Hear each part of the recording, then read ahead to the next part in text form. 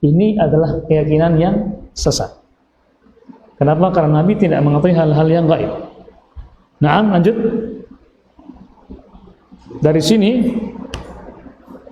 kemudian terjadi kesesatan para dajjal atau pembohong yang mengklaim dirinya bisa melihat Rasulullah SAW. Nah, dari sinilah banyak di antara orang-orang yang dicap sebagai habib atau ulama, kiai, tuan guru, biaya guru ataupun yang lainnya, yang mana mereka meyakini, bukan hanya mengira, mereka meyakini, mengakui bahwasanya mereka bisa melihat Nabi dengan tatap dengan mata kepala mereka sendiri dalam waktu tidak tidur.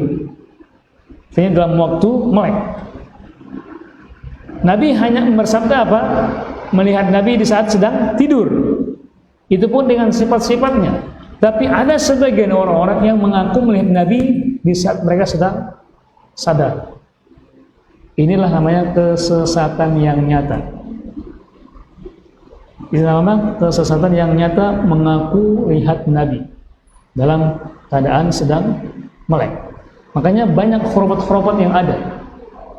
Kita temui ketika para ahli tasawuf ini atau sufi ini, mereka meyakini bahwasanya alimnya, ulamanya, tuan gurunya, dia gurunya, kiainya mampu melihat Nabi dalam keadaan sedang sadar ini, dan mereka bercerita, membuat cerita yang sangat-sangat seakan-akan sistematis sekali dari gini, dan sering kita lihat dan sering kita dengar. Pernah dengar nggak? Pernah dengar ya? Banyak katanya melihat Nabi gini. Itu namanya hoax namanya. Hoax. Inilah namanya kesesatan. Kenapa? Setelah mereka mengakui bahwasanya mereka melihat Nabi, apa katanya? Mereka meminta sesuatu kepada Nabi Sallallahu Alaihi Wasallam yang sifatnya rahasia, dan katanya Nabi memberikan itu. Yang katanya Nabi memberikan sifat-sifat itu, memberikan rahasia-rahasia itu. Makanya kalau kita mendalami atau mengetahui sedikit tentang ilmu tasawuf, mereka hanya mengejar ilmunya, tapi ujung-ujungnya tidak mengamalkan. Ujung-ujungnya tidak mengamalkan. Kenapa? Karena mereka ingin termotivasi mencari tempat yang paling tinggi, yaitu ma'rifat, yang mana kalau dia sudah pada puncak itu, ujung-ujungnya tidak melaksanakan syariat ini. Jadi syariat itu hanya bagi orang-orang yang masih pemula. Tapi kalau sudah puncaknya wali, ujung-ujungnya tidak melaksanakan syariat. Makanya jangan heran di saat kita berkata atau berbicara dengan mereka, kayak nggak nyambung. Kata mereka apa? Dalam tubuh kita ini ada semua huruf hijaiyah.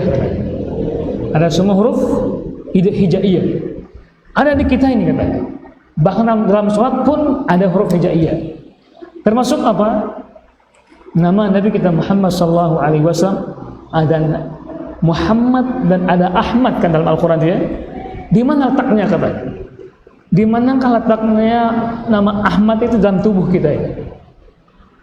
Itu pertanyaan sangat aneh sekali. Ketika Anda sholat, apa yang Anda sholatkan? Ketika Anda jadi imam menghadap apa? Apa di hadapannya? Jadi banyak pertanyaan yang aneh-aneh. Nah, mereka karena penasaran mencari apa sih huruf-huruf yang ada dalam tubuh kita ini. Contoh Ahmad misalnya. A, H, ya, A, H, Mim, ya, Mim, Dal, ya, Ahmad kan, ya, min ba'di ismu Ahmad.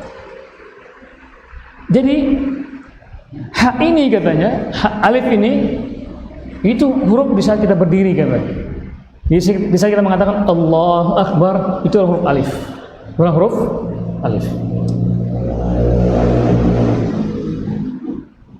Kemudian di saat kita rukuk katanya itulah huruf H. Mirip nggak kalau rukuk? Mirip nggak? Mirip ya? Mirip nggak? Mirip. Ya mirip dipaksa-paksakan. Di cocokologi namanya. Cocokologi. Kemudian di saat kita ruku ada yang namanya sujud katanya. Nah, sujud itu seperti ini, mim ini, sujud katanya. Dan di saat kita duduk seperti ini, itulah huruf dal. Itulah namanya Ahmad. Jadi semua huruf ini ada dalam tubuh kita ini, termasuk huruf yang lainnya. Nah, kalau kata mereka, kalau kita sudah memahami semua huruf itu ada pada kita, nggak perlu sholat. Makanya jangan heran, mereka ini walaupun mereka di Indonesia, mereka bisa sholatnya di Masjidil Haram, masya Allah. Yang walaupun mereka ini sekarang ini di Indonesia, mereka sholatnya di mana? Di Masjid Nabawi. Tergantung katanya. Kenapa? Karena jiwa mereka melayang. Dan dunia itu ibaratnya di genggaman mereka katanya. Dunia seperti ini kata mereka. Kenapa? Karena sudah menyatu dengan Allah. Itu tujuh ujung-ujungnya. Sudah menyatu dengan Allah. Apa istilah Jawanya itu? Inmanungso apa namanya itu? Ada istilah Jawanya. Jadi sesuai dengan apa yang pernah kita bahas sebelumnya, apa itu? Man arafa nafsahu faqad arafa rabbahu. Dari bangsa siapa yang sudah mengenal dirinya, maka dia sudah mengenal Tuhannya. Kemudian juga di perkataan yang pernah kita bahas Ibnu Arabi itu, jadi ma ana illa rabbun. Jadi sudah menyatu hamba dengan Tuhannya itu, mereka sudah bersatu katanya. Saking bersatunya mereka bingung, apakah aku ini Tuhan atau apa namanya? Atau aku katanya. Bahkan mereka bingung juga, mana Tuhan, mana kambing, mana Tuhan, mana babi katanya. Karena menyatu dengan makhluknya. Na'udzubillah, tsumma na'udzubillah min dzalik. Jadi mereka ini kalau sudah mengetahui surah semua huruf itu kan baru 4 ya. Ada lagi yang lainnya, ada di rumah. Jadi tubuh kita ini terbentuk dari huruf-huruf hijaiyah katanya. Kalau kita sudah tahu di mana posisinya, mereka ketawa melihat kita sembahyang. Mereka tertawa dengan meremehkan bahwasanya kita masih melaksanakan sholat 5 waktu. Mereka nggak perlu. Makanya muncullah semboyan apa? Sembayang no putis, wudu no batal. Apa artinya itu? Yudan, apa artinya? Apa artinya? Sembayang no putis, wudu no batal. Apa terjemahannya? Apa terjemahannya? Sembayang no putis apa terjemahannya? Abu Hamdi?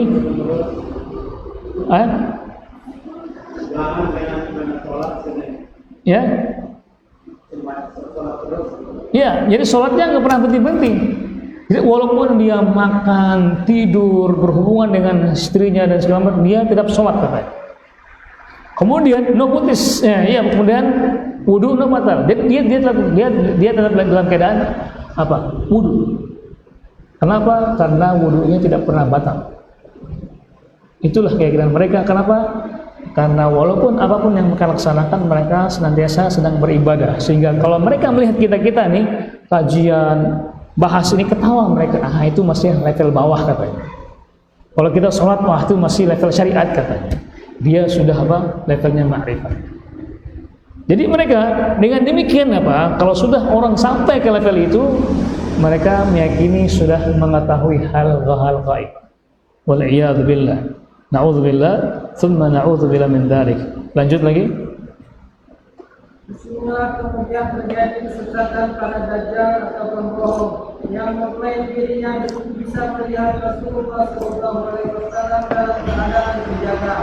Lalu menurut pengakuan para dajjal itu, mereka menanyakan kepada beliau tentang rahasia jiwa orang-orang yang bergaul dengan mereka. Para dajjal itu ingin menguasai sebagian urusan manusia. Padahal Rasulullah SAW semasa hidupnya saja tidak mengetahui hal-hal yang gaib tersebut, sebagaimana ditegaskan oleh Al-Quran. Dan sekiranya aku mengetahui yang gaib, tentulah aku membuat kebaikan yang sebanyak-banyaknya, dan aku tidak akan lupa kemudaratan. Al-A'raf ayat 188. Naam, jadi Allah Subhanahu wa ta'ala dalam Al-Quran sudah membantahnya.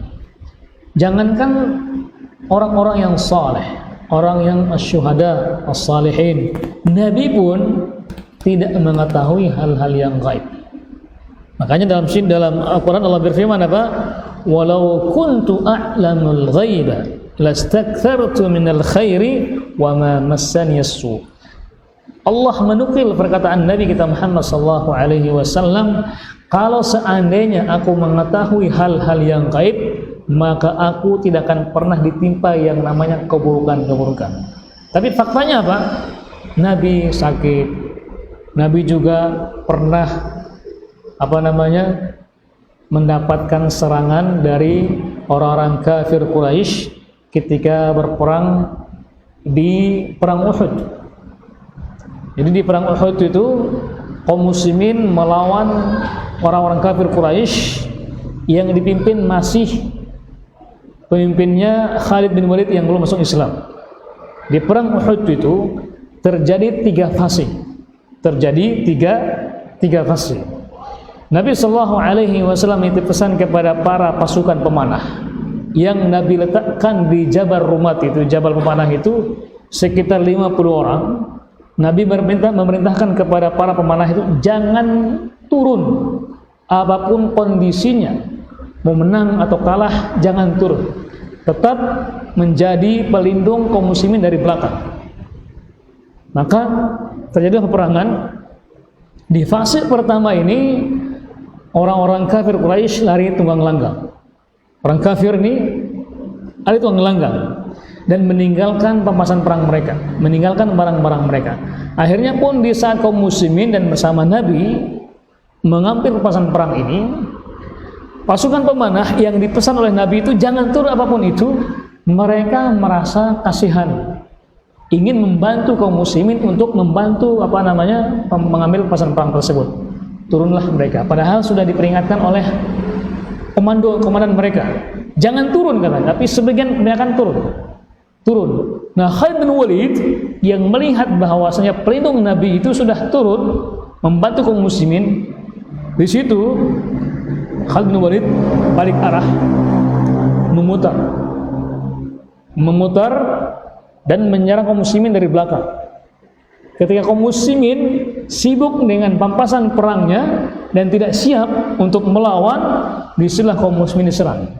Termasuk Nabi kita Muhammad diserang sampai gigi taringnya pecah. Dan Nabi sallallahu alaihi wasallam bersabda, Allahumma ansur Nabi jaga. Ya Allah, turunkanlah bantuan dan lindungilah nabimu. Dan begitu juga, nah di fase yang kedua ini kaum muslimin kalah. Nah, ketika Nabi berdoa, langsung Allah menurunkan bantuannya berupa tentara, malaikatnya yang tidak kelihatan, langsung menghancurkan orang kafir Quraisy.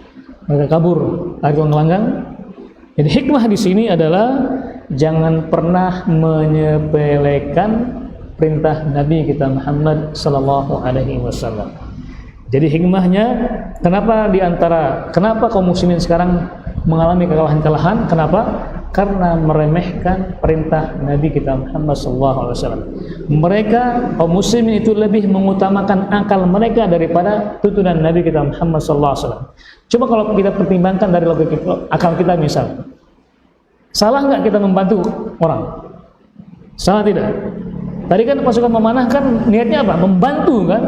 Tapi ketika itu malah berlawanan dengan perintah Nabi, maka jangan. Walaupun logika kita, akal kita mengatakan tidak, tapi ingat, ketika itu perintah Allah maka laksanakan. Hikmah yang kedua ini, Nabi tidak mengetahui hal-hal yang gaib. Kalau seandainya Nabi mengetahui hal gaib, Nabi tidak perang. Nggak usah perang, karena nanti saya akan mengalami seperti ini. Tapi karena Nabi tidak mengetahui, maka Nabi mendapatkan hal yang buruk seperti ini. Jadi itu-itunya. Nabi pun tidak mengetahui hal yang gaib, apalagi yang lain. Lanjut. Jika semasa hidupnya saja beliau tidak mengetahui hal-hal yang gaib, bagaimana mungkin beliau bisa mengetahuinya setelah beliau wafat? Nah, kalau seandainya di masa hidup saya Nabi tidak mengetahui hal yang gaib, apalagi sudah meninggal, apalagi ada orang meyakini bertemu dengan Nabi dalam keadaan sadar lagi, maka ini kesesatan di atas kesesatan. Wallahu a'lam. Lanjut lagi. Bagaimana mungkin beliau bisa mengetahuinya setelah beliau wafat dan berpindah ke hadapan Roh yang Maha Tinggi? Ketika Rasulullah SAW mendengar salah seorang budak wanita mengatakan, dan di kalangan kita terdapat nabi yang mengetahui apa yang terjadi besok hari. Maka Rasulullah SAW berkata kepadanya, tinggalkan ucapan ini dan berkatalah dengan yang dahulunya biasa engkau ucapkan. Hadis riwayat Bukhari. Ya, Nabi pun langsung memberikan pengarahan kepada seorang budak yang mengatakan bahwa Nabi itu mengetahui hal-hal yang gaib. Nabi langsung mengatakan, tinggalkan itu. Lanjut. Memang terkadang ditampakkan pada para rasul itu sebagian masalah-masalah gaib, sebagaimana ditegaskan dalam firman Allah yang artinya, Dia adalah Roh yang mengetahui yang gaib, maka Dia tidak memperlihatkan kepada seorang pun tentang yang gaib itu, kecuali kepada Rasul yang meridhoinya. Al-Jin ayat 26. Ya, memang perlu juga ketahui bahwasanya ada hal-hal yang gaib yang Allah kabarkan kepada nabinya, tapi tidak semuanya. Tidak semuanya. Maka Nabi sallallahu alaihi wasallam seperti mengetahui bahwasanya dikabarkan bahwasanya ada sebagian sahabatnya yang walaupun masih hidup di dunia tetapi sudah masuk ke surganya. Itu Allah kabarkan, tapi tidak semuanya. Bisa ngerti ya? Baik, lanjut lagi. Habis? Ya. Kemudian lanjut ke judul berikutnya. Bagian 18, orang yang mengisahkan Allah. Nah. Apa? Apa? Bab baru. Kan sebentar sedikit ya. Sedikit. Jadi sekarang pertanyaannya, kalau kita sudah mengetahui cara menghilangkan kesyirikan, nah sekarang siapakah yang benar-benar bertauhid itu? Siapakah orang-orang yang mentauhidkan Allah Subhanahu wa taala? Inilah balasan kita, ya baca paling cepat aja. Sedikit, lanjut.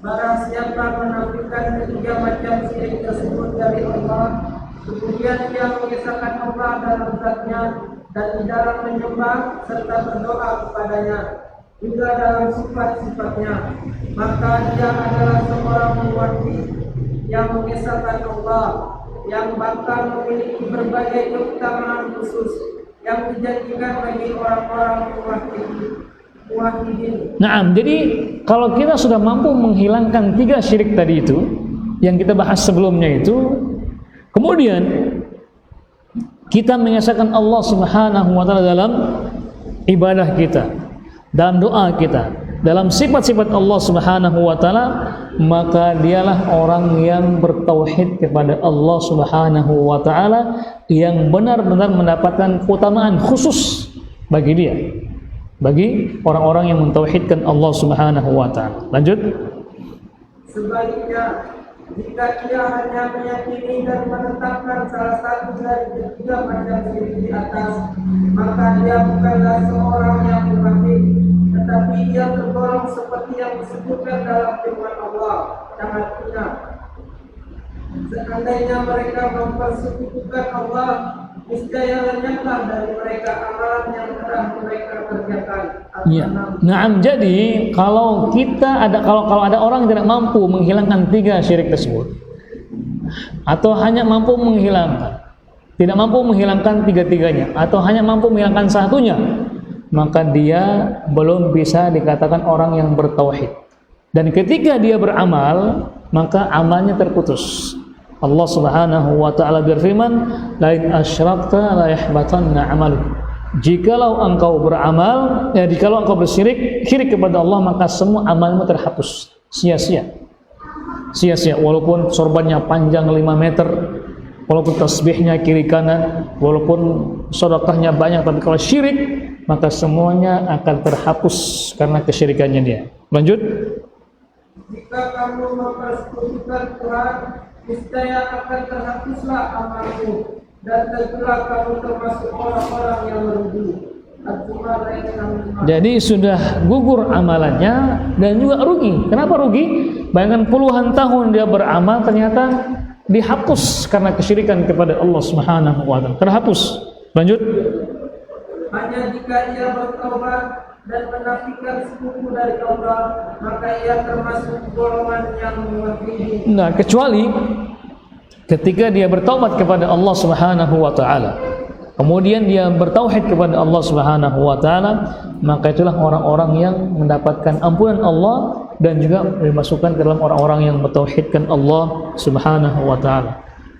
Lanjut. Habis? Masih.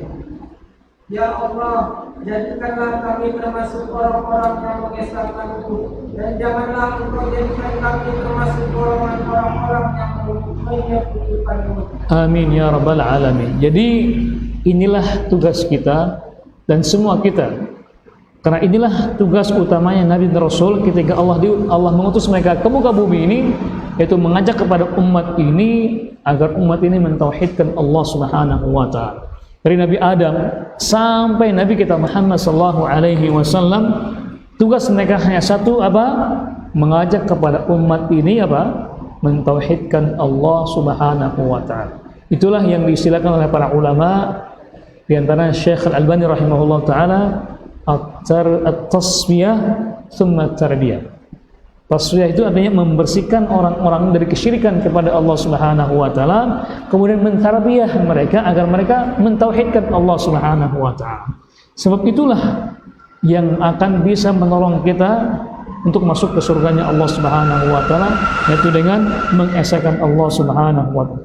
Dengan demikian kita sudah membahas syirik besar, kemudian dan insyaallah kita akan masuk ke judul yang berikutnya, syirik kecil. Insyaallah taala kita akan sampaikan di pertemuan berikutnya.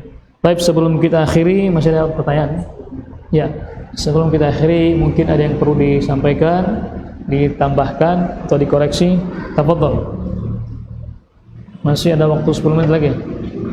Naam. Assalamualaikum.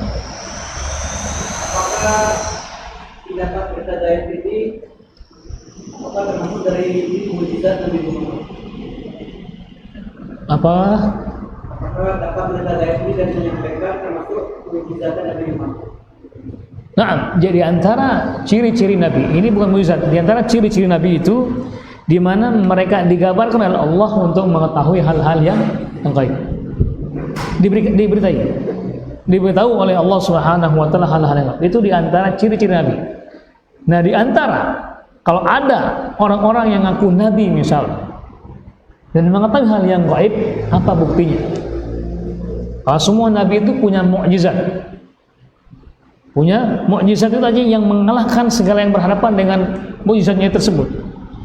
Nah, kalau ada orang-orang yang sekarang ini mengaku nabi, mana mukjizatnya?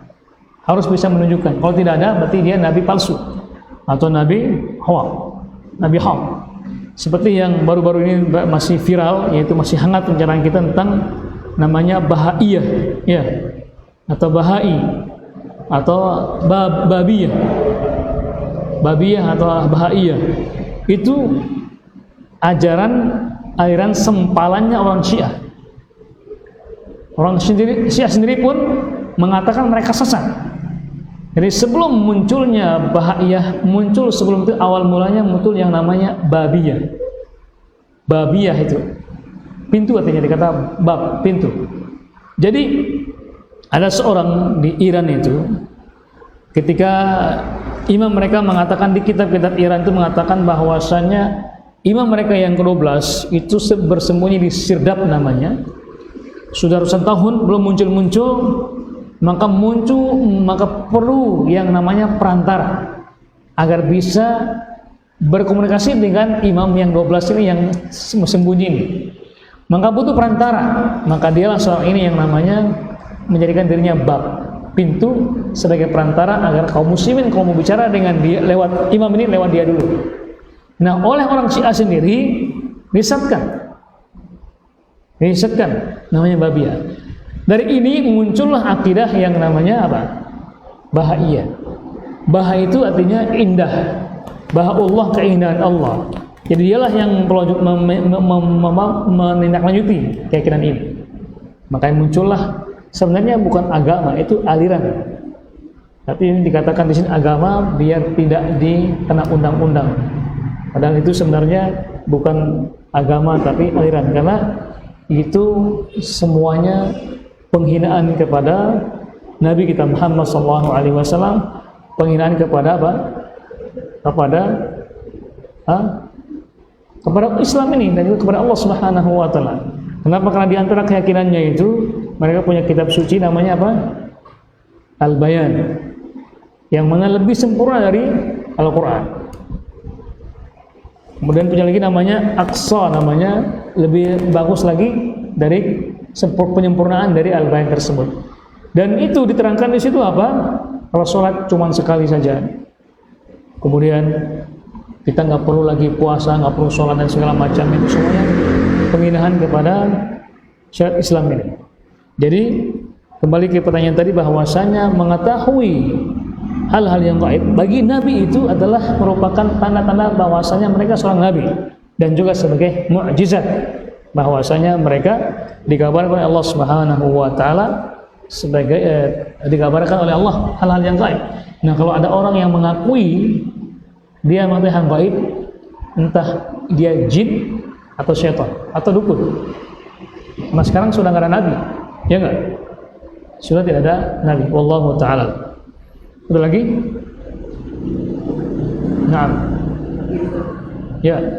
Mengenai hal-hal gaib ini, ketika Isra Mi'raj Nabi dengan malaikat Jibril ditunjukkan inilah surga, inilah neraka. Kita di surga, Nabi mendengar sandalnya Bilal. Nah, itu Bilal masih di bumi. Sedangkan ini peristiwa masuk ke surga ini kan setelah kiamat, kapan kiamat. Jadi juga ketika ditunjukkan surga apa neraka, ada orang-orang yang sedang disiksa. Itu siapa sebenarnya yang saat ini ditunjukkan? Apakah Nabi ini diajak ke orang gaib ke masa depan, atau ditunjukkan yang kita lihat TV? Masya Allah. Ya, ini diantara akidah sebagai seorang muslim. Ketika Nabi mengajarkan kepada kita, mengabarkan kepada kita hal-hal yang sifatnya gaib, diantara ciri kita beriman kepada Nabi kita Muhammad sallallahu alaihi wasallam ada berapa? Pertama, tasdiquhu fima akhbar. Ya, sebelumnya ta'atuhu fima amar, kita mentaati Nabi apa yang Nabi perintahkan. Kemudian wajtima manha anhu wazar, dan meninggalkan apa yang Nabi larang. Kemudian yang ketiga apa? Tasdiquhu fima akhbar. Kita wajib mempercayai, meyakini apa yang Nabi kabarkan. Termasuk tadi tentang kisah Isra dan Mi'raj Nabi kita Muhammad sallallahu alaihi wasallam, dan di sana diperlihatkan. Nah, mengenai bagaimananya kita nggak bisa berhayal-hayal. Apakah seperti layar tancap, apakah seperti layar TV, ataukah seperti touchscreen diginikan, kita nggak tahu. Kenapa? Karena Nabi tidak mengabarkan caranya. Tapi kewajiban kita apa? Harus meyakini bahwasannya Nabi dikabarkan demikian, diperlihatkan. Caranya kita serahkan kepada Allah Subhanahu wa taala. Kenapa? Nabi juga tidak mengajarkan kepada sahabat-sahabatnya bagaimana cara memperlihatkannya. Bahkan Nabi juga tidak menceritakan bagaimana cara beliau pergi. Apakah dengan pesawat, apakah dengan, kita nggak tahu, ya kan? Hanya dikabarkan dengan kendaraan. Kendaraannya pun Nabi tidak menjelaskan apa jenisnya, kemudian apakah itu benda mati, Nabi tidak menjelaskannya. Para ulama mengatakan ada yang namanya al-buraq, ada yang segala macam. Iya, mereka berbeda pendapat. Kenapa berbeda pendapat? Karena Nabi tidak mengatakan secara spesifik apa itu. Ada yang menggambarkan itu kuda yang berkepala perempuan katanya. Waduh, dari mana itu? Pernah lihat nggak? Kuda berkepala perempuan, cantik lagi perempuan. Itu mereka berkhayal menggunakan akal mereka agar mereka apa? Agar posternya laku. Ujung-ujungnya kan duit kan? Ujung-ujungnya kan duit, agar posternya laku. Jadi ujung-ujungnya duit. Nah, mengenai caranya kita serahkan kepada Allah Subhanahu wa taala. Jadi bunyinya apa? Bunyinya hanya diperlihatkan. Ya, seperti kalau kita ingin berkhayal, kalau kita sedang mimpi misalnya, mimpi berada di tempat yang indah, kerasa indah nggak? Ya, kerasa indah nggak? Kalau mimpi tempat indah, kerasa nggak indahnya? Kerasa ya. Berarti kan kita juga diperlihatkan tempat-tempat yang indah. Itu diantara pendekatannya seperti itu. Kalau kita berada di tempat yang sempit, kita juga merasa sempit. Kalau kita berada di tempat yang indah, kita merasa bahagia. Dan kita dalam mimpi, masih dalam keadaan sedang tidur. Nah, itu mungkin pendekatannya. Dari Allah juga memperlihatkan nabinya mungkin wallahu taala seperti itu Allah lebih daripada itu. Wallahu taala. Kita serahkan kepada Allah Subhanahu wa taala. Cukup ada lagi? Adzan dulu ya. Fadhal Abu Rahmat. Oleh jam. Tak kira mau nanya tadi. Nah. Oh enggak? Fadhal adzan dulu.